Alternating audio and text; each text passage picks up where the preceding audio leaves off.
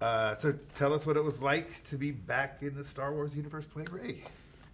It was nerve-wracking being back playing Rey. I think the first time around was so fun, and it was everything happened so quickly that I didn't really hold many expectations. And then obviously because the reaction to the first one was really wonderful, but then suddenly I was like, expectations! So it was more scary, but being surrounded by a wonderful cast and crew obviously made that go away.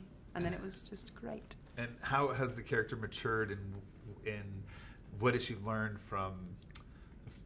As of whether the film takes off, Rey has learnt nothing that the audience hasn't seen.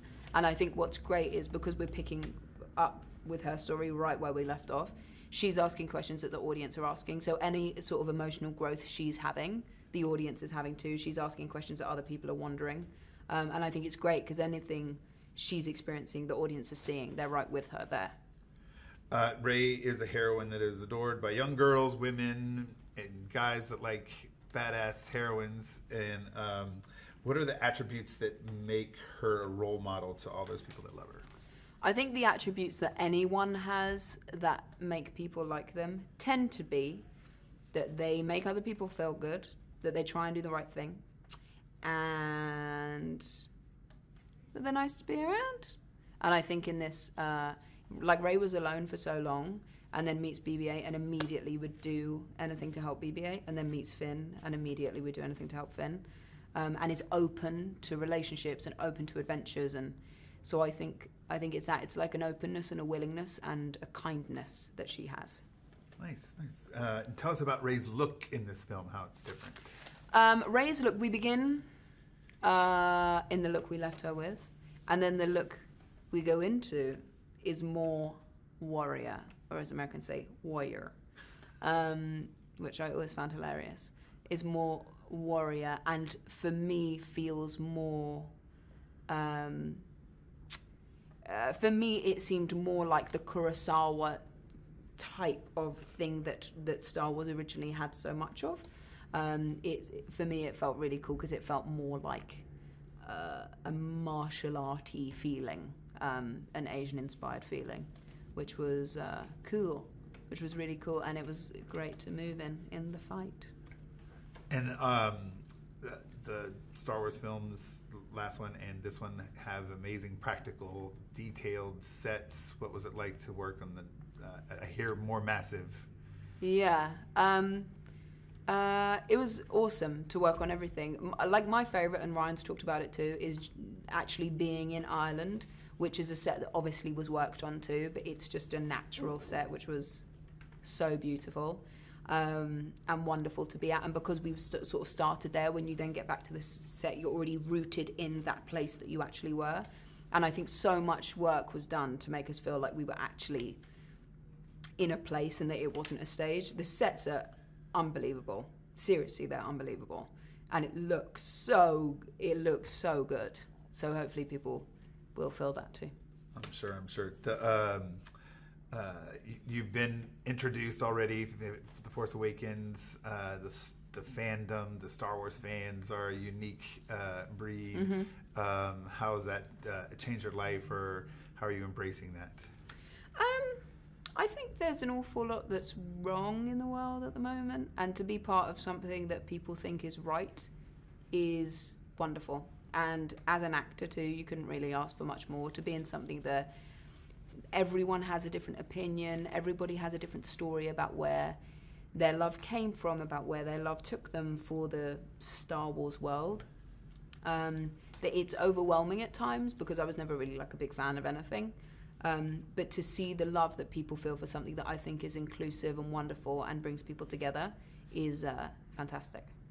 And last question, what do you want audiences to come away from this film with? I think the beauty of Star Wars is that people take so many different things away from it. Like, ultimately it's a family story, but then some people prefer the ship, some people prefer the creatures, some people prefer... It's a whole own thing. So I hope, and I think there is much that will please a lot of people in The Last Jedi, but also enough that people will have their own experience of it and take their own thing, be that the relationship between Luke and Rey, be that the relationship between Finn and Rose, or the Porgs, or or the island, whatever that may be. So tell us what the most difficult part of getting back into Kylo Ren would be. What element of his personality is the toughest to tap into? The costume, I would probably say. And where do we find Kylo Ren when the film opens? We find him right after where he left him off at Force Awakens. There's no kind of time gap. I don't think there's been a lot of time to process anything yet. What is it like having to work with the mask? You work with the mask and you don't work with the mask. Is it challenging? I mean, yeah, it's challenging. Like sometimes you can't see, but it's really. I think it's a beautiful mask. I like it both wearing it and not wearing it. You know, I don't know what. It's hard to say. The theme of it, of people who are hiding, behind masks. I remember for the original one wasn't like it was part of the Star Wars world that we didn't want to take for granted that people just wear masks for no reason. So we tried to, at least even for myself, try to figure out why he was hiding or why he needed it. And what's the relationship between you and General Hux in this film, Kylo? Well, kind of similar to where they are in The Force Awakens, where it seems more. Maybe it's, competitive,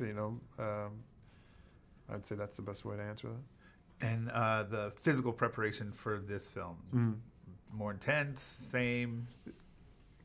Similar in some ways and different in others. It's like the first one, I feel like the vocabulary of a fighting style that we were kind of going with we were coming at totally fresh.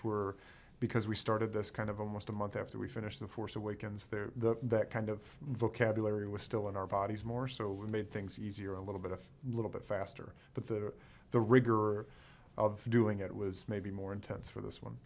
So Mark Hamill was in Force Awakens a little bit. In this film, a big part of the story. Yeah. How was that working with with Mark?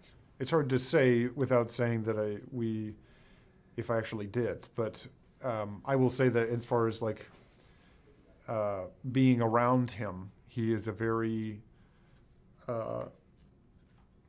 charismatic, generous person who is not closed off at all. It could very easily be, I've kind of done this before, and I know how it goes, so I'm just going to kind of, but he, as you kind of hope people like him are in that position, couldn't be more generous, couldn't be more available to kind of talk about it.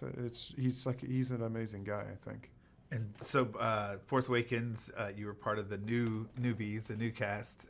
Now we have newer cast members. How was the balance between the legacy cast and your cast from last film, and then the new cast? Great. There's no hierarchy on set, and that comes from leadership down, which starts with Rian and Kathy, and there's no like we've been this before. We know what we're doing because nobody does. Even if you ask Mark probably about it, I'm sure he would say the same answer that he's done. 4 of them now before, but I think he probably still approaches it with not knowing what's going to happen, and I think everyone realizes that and doesn't want to do themselves or anyone else a disservice by telling them what their experience is going to be, nor did the original cast do that to us, because it's very personal to every person. Everyone responds to the movie of this scale, so it's very generous atmosphere. And Mark did say the same thing pretty much because I've already asked him that question. Did he? Yeah, he was very like, I get my pages just like everybody else gets my pages. So, right. So you're dead on there. The practical sets for this were supposedly real impressive and massive and more detailed than we've ever seen in any other Star Wars film. Can you tell us what it was like working with that, and if you had a favorite set? No, I didn't have a favorite set, but I will say that this time I had more time to enjoy the sets. Well, I think with the first one, it was more terror or denying that, there's a Millennium Falcon. You're like, oh, okay, put it out of your mind and just focus on the story. But this one, because I had a better sense of what the world was, I think I had more time on set to sit back and enjoy how the scale of them. And the audience, when they, this is my final question, when the audience sees the film and is experiencing it, what do you think they're going to walk out from? What do they take away? Again, I think that's a very personal thing.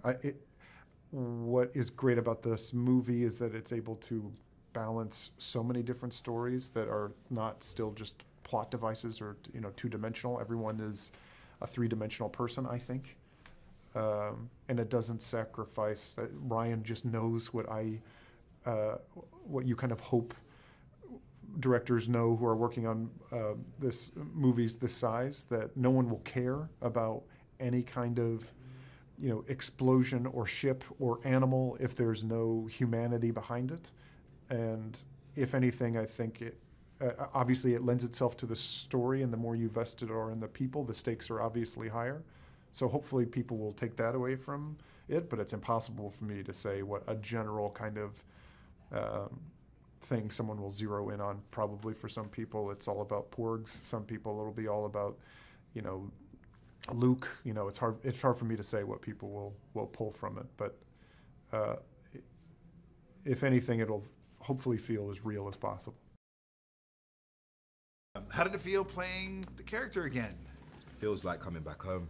It feels like getting off of school and then coming back to the team and the people that you love and going through the same process but with a different director. So it feels pretty darn dope. How has Finn evolved? I think now he knows his strength, but he doesn't necessarily know who he's going to use that strength for, whether it's the Resistance or whether it's someone else or whether it's the Outer Rim. He needs to make a choice as to who he's going to fight for. So we'll see him make that decision. And in this film, Finn has a new cohort. Tell us about. Rose, played by Kelly Mary Tran, is basically a girl that meets Finn randomly while walking past him. And so it's something that turns into a big adventure, and they go on a secret mission, and it's pretty darn cool. And you mentioned there's a new director. How was it working with Rian? Oh no, Ryan's brilliant. I think the great thing about this is that the challenge is now different from Seven, and he's given the challenge of now making a film that is taking risks, and he does just that. And tell us the feeling of walking into a massive sets and elaborate practical things that they give you to play with on the set. The sets on this one were bigger. They were huge, and so walking on those sets was absolutely crazy every morning. And the variety in planets, you felt like you are on a new planet every day. So it's a nice feeling. It's not too bad. And how does it feel to be a part of the Star Wars legacy universe and have tons of fans that adore your character and you as an actor? It's new. It's a new experience for me, but it's something that I'm still getting my head around. I'm still trying to understand it, but it's only a positive thing. Has it changed your life in any way? Just a little bit, just a tad, but yeah. It's a pretty big shift. And what can audiences expect from this film? As I said, I watched it for the first time last night. It's a roller coaster ride. It takes you through it. Like it's a movie full of heart, and so I think the fans are gonna love it. Last question: if you had to describe this movie in one word, you only get one, what would that be and why? Legacy. And I choose legacy because it's very Star Wars. Like it's very connected to past stories, previous stories, and perhaps what will happen in the future. It comments on all those realms. So, legacy. Cool. Daisy had mentioned that this film is this. I'm sorry, I know I said last question, but just one real quick one. Mm-hmm. She mentioned that it's a second in a trilogy, but it actually feels like it's its own. To be honest, it does feel like if they were to end on this one, it would somehow make some perfect sense, because it just touches on so much, and I think the fans will be surprised as to how their theories also are artistically and intelligently commented on during the film, and it's mad. You just have to experience it for yourself in this. So it's your first time in the Star Wars universe. Tell us about the experience and what you took away from it. The experience has been inexplicable. I don't know that I can give it a definition. I feel so many emotions all the time, and I'm just trying to be really present. I think that I've learned from being involved that everyone that loves this franchise loves it so much, and I've felt overwhelming support from the beginning, and that means so much because no one's even seen me do anything yet. It's really incredible. So tell us about Rose and how she fits into this story. Rose Tico. So she works in maintenance within the Resistance, and she has a sister who's also in the Resistance, and her sister is sort of the one that's in the forefront of the action. She's a gunner that fights alongside Poe. Rose is someone who works in the background, someone who's not necessarily in a position where she is fighting the First Order in, in actuality, but she is someone who helps the Resistance move along by fixing the ships and doing things like that that allow the Resistance to do so. So seeing her get pulled into the forefront of the adventure is really interesting. And what was it like working with John? I love him so much. From the beginning, we clicked immediately during the audition process, and then he, just throughout filming, I felt like I was learning so much just by watching him and just by having him as a partner. I don't think there's anyone else that could have been a better partner for someone when you're going into a big movie like this. Female empowerment in action films is a key thing that this franchise is doing. Yeah. How important was that to you when you accepted the role? Oh, so important. So important. I think that from the beginning, from the first Star Wars films, they were already doing things that were groundbreaking. And I think what keeps people wanting to see more is that they continue to do so. And with this film, you not only get Leia and Rey, but you get Holdo, who is an amazing character, and hopefully people will like Rose too. So, yeah. And since you're a new character to the franchise in this film, what was it like? Because you had nothing to compare to walking on those massive, detailed sets. Yeah. That were built. Yeah. It's truly an out-of-body experience. I don't know what to say other than it really does feel real because every department working on this film is at the top of their game. So from the art department to the production design department to the creatures department, and then also the costume design, everything aside from just seeing C-3PO and R2-D2 and these iconic characters on set, like the sets themselves were incredible. So you really did feel like you were in Star Wars. And what was it like working with Rian Johnson? I think Rian Johnson is just an incredible writer, director, and human. He made it feel like we were shooting a little movie in his backyard, and it was just for friends. There was no pressure. Every time I was on set, it felt like I could play, and it felt like we were just kind of goofing off. He was having fun the entire time, and you could hear his laugh, and it's just contagious. And to work with someone like that on my first big movie really was a gift. Last question, and it's a one-word answer. In one word, what do you think the audience... Describe this movie. Describe the movie in one word. Emotional. And why? Oh, sorry. Emotional. Because every single character in this film has something really interesting that they're dealing with. From a physical, emotional, or a mental challenge. Everyone is dealing with something. And it's so interesting to see those storylines intertwine, and every single performance is mind-bogglingly good. Every person. And Carrie is incredible in it, and I think it's going to be emotional for many reasons. Okay, so what drew you to the role for The Last Jedi? Well, first and foremost, do I want to be in a Star Wars movie? Which was the first immediate yes. And meeting Rian Johnson, who was incredible and so precise about his vision and an idea for a character that he described to me early on before reading the script, and that sounded amazing. And getting to join Oscar and the world of the Resistance was an incredible luxury. And the discovery of the character, it unfolds almost in the same way watching the movie does, because there are so many layers to each of the characters that there's a deep complexity in them in terms of their own internal struggle, what side or choice they're going to make, and what's going to win ultimately. And that's what I think makes it so fun, not only being part of this incredible legacy, but also playing the specific characters we have. And for you, I was contractually obligated to come back. So well, it was probably Laura's participation. That you like, I'm definitely in for that. What was it like to be back on sets? I cracked myself up. It was there was a bit more pressure this time coming back. The first time it was such a new experience, really for everyone. What was it going to be like bringing this franchise back, this story back to theaters? But there was, because of that, it was hard to imagine the size, the reaction of how the world would react to it. So it was easier to play dumb a little bit. With this one, after seeing what a massive success it was hard going in there pretending like this was just a small movie for us. So there was a bit more pressure, but then as soon as I started working with Rian Johnson, he had such a calm, collected, precise way of working that it really, it just became about these characters and, the chemistry and the tension and the conflict, and really delving into these scenes and finding a real through line, a whole arc of a story for each and every character.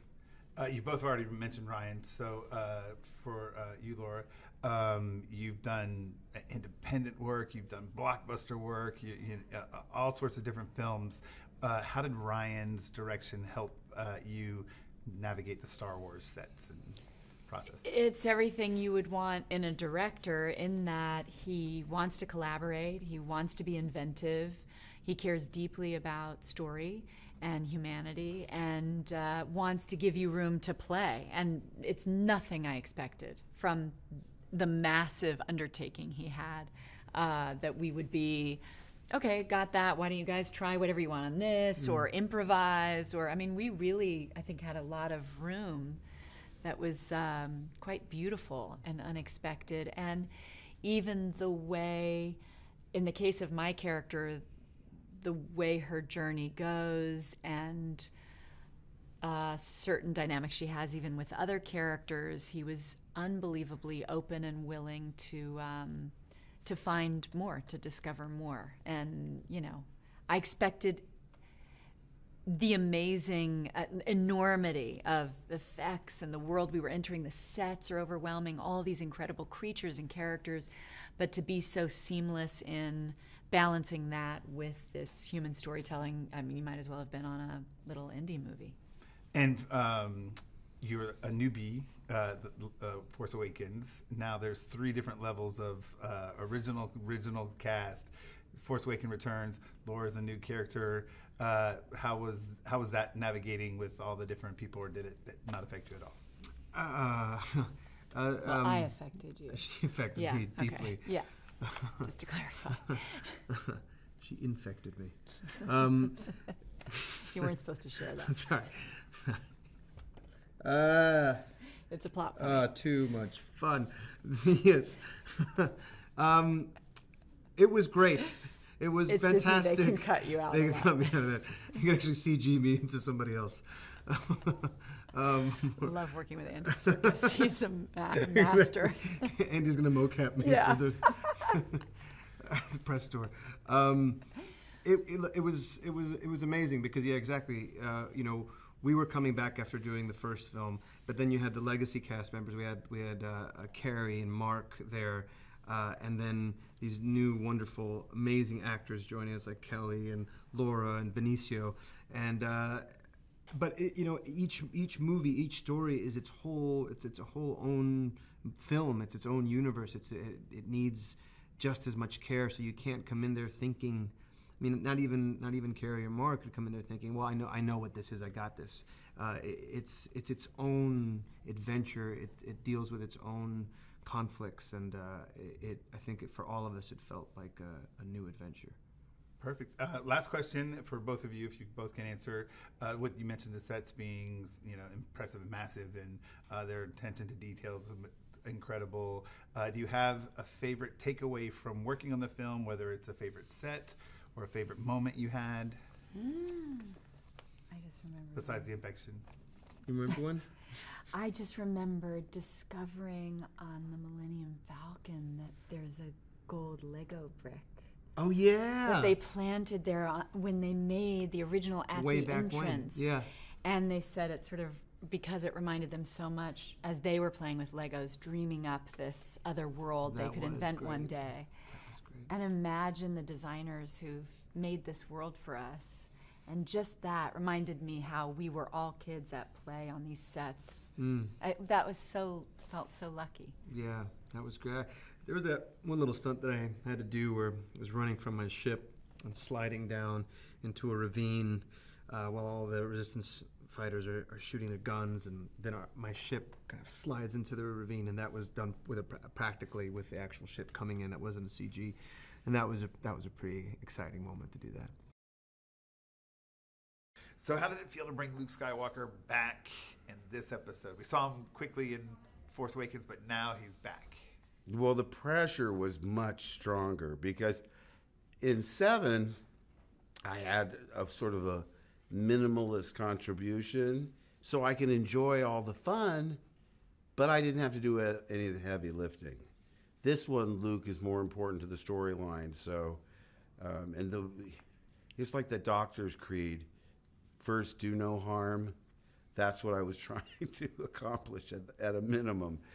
You want to do your best. You want to blend in, because these are certainly ensemble pictures. Luke's story is only one of many, many that you'll see. The sets were supposedly more massive than they were in any other film, and detailed. How was it working on all that detailed scale? Well, I'm not giving anything away because now they've established there's a casino set. And I'm telling you, I'd never been on a set that opulent in my life. Plus 150 extras in exotic makeups and alien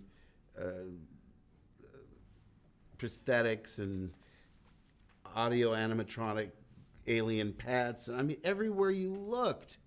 I mean, I've seen the finished film, and it's impossible to feature everything that I saw on set that day. I made a small film called Brigsby Bear, and it occurred to me, just at the price tag for that set, you could probably make 150 Brigsby Bears. But they spared no expense because the films keep getting bigger and more elaborate because there's nowhere else to go. And tell us what it was like to step on the Millennium Falcon again. Well, I thought, oh boy, it's going to be fun. I said to my sons, you want to go? Yeah, sure, Dad. So my whole family went, and the documentary crew said, oh, you're going to go on for the first time.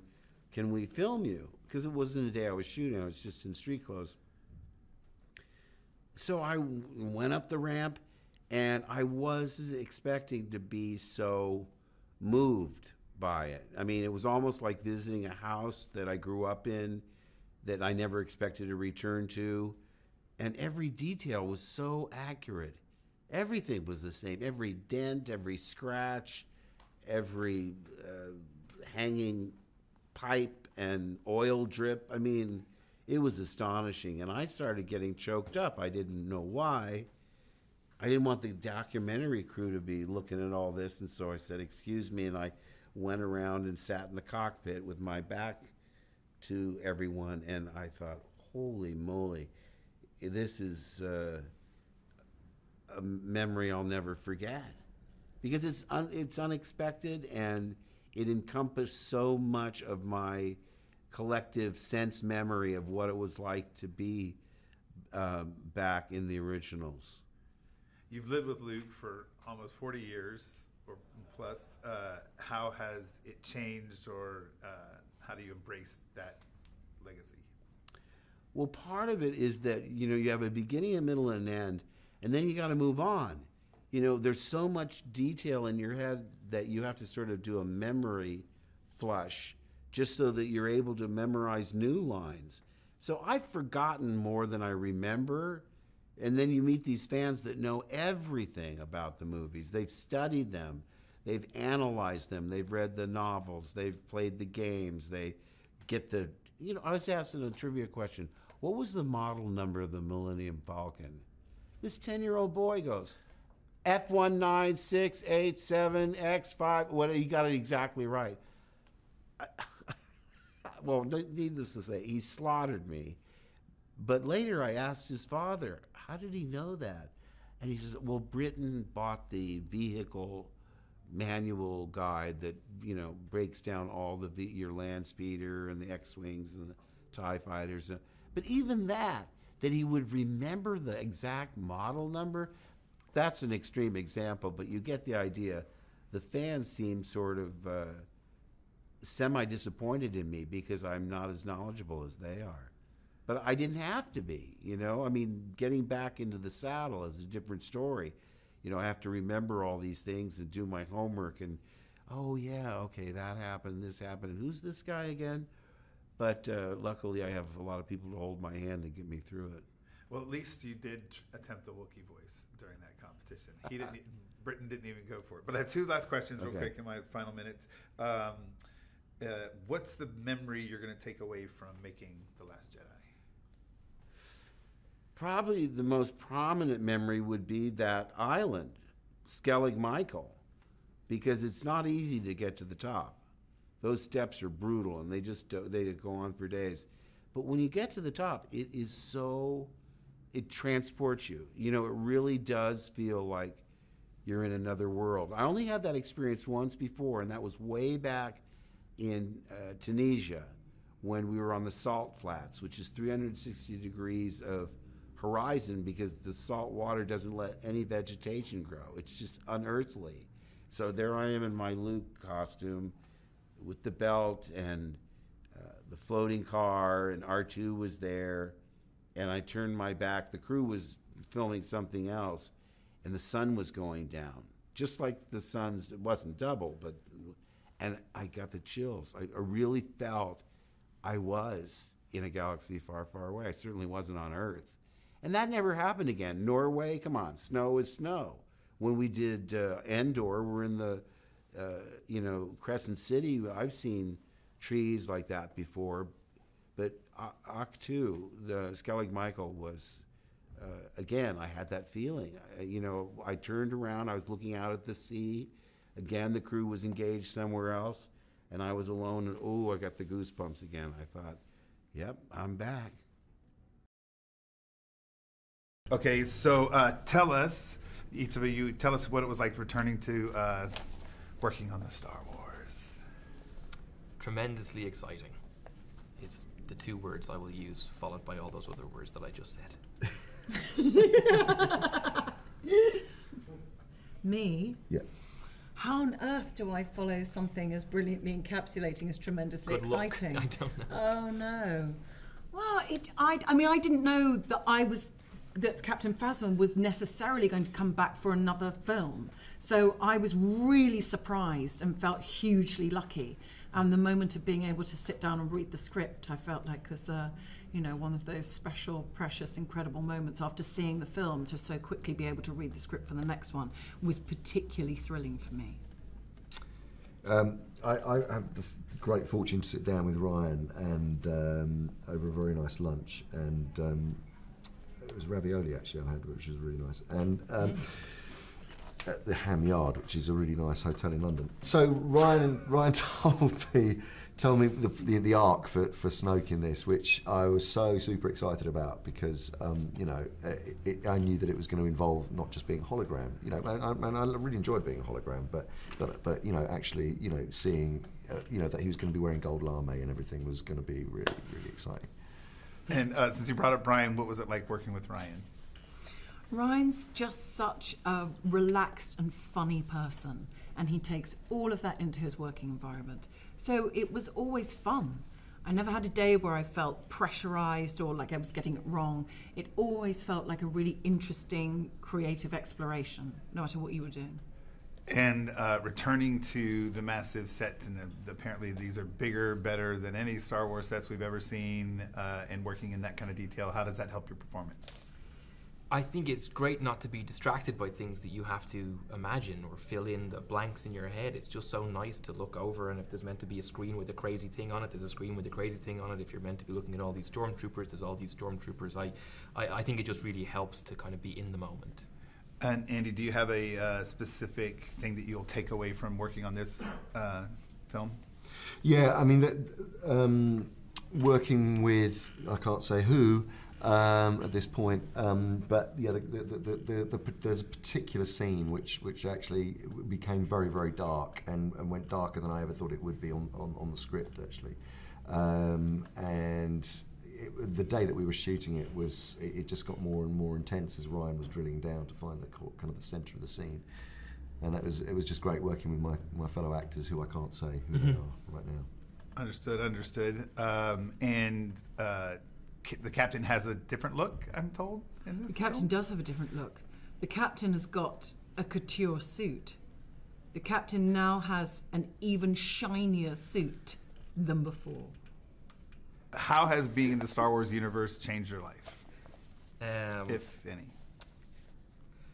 I hope my life hasn't changed all that much, apart from the privilege of just having been a part of something that's special.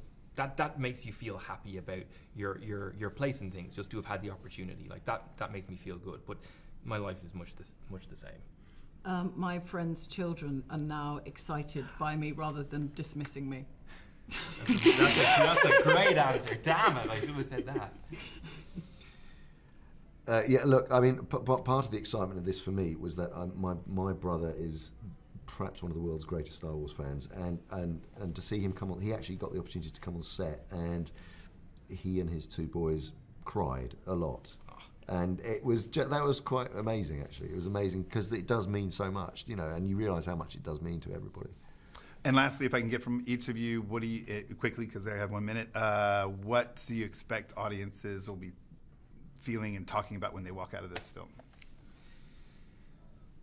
I think there's an incredible feeling of intimacy in this film, which I found surprising and very beautiful, but the relationships take on a new level of intimacy for me. I haven't seen it yet, but based on what people were saying after last night, it sounds like Carrie's performance will be a big thing for people to take away. Will be a very special thing. Yeah, I agree with that. I think that's the overwhelming feeling. Is it's an incredibly emotional film, and people will be, yes, there are extraordinary battles that go on. There are extraordinary turns of event, but actually, what people will carry away is the emotion of the piece. I didn't write these questions, so some of them I have to read verbatim. Hit me. So, what were your thoughts and reactions when you were first offered The Last Jedi? If any Star Wars fan out there imagines what their reaction would be if they were asked to direct the next one, that's how I felt. It felt like it came out of nowhere. I didn't see it coming. It's so unexpected, and I felt like a planet blew up in my head. As a writer, how did you approach crafting this story, and what were the elements that were most important for you to put in? Well, I know this is the second chapter after The Force Awakens, so Force Awakens created these amazing, vibrant new characters. It was the job of this movie then to pick them up and really kind of test their mettle, put them through their paces. So I tried to just kind of figure out, really get inside the head of each of the characters and figure out, okay, where did they go next? And that ended up leading to some really unexpected places. And then Luke Skywalker is the other big ingredient in this movie. I knew we had to figure out what's the deal with Luke. It's with the Force Awakens introducing new cast members. You now in this film have 3 different iterations of cast members, from the original trilogy to the ones introduced in Force Awakens, and there's new. Tell us about the experience of working with that multi-level cast.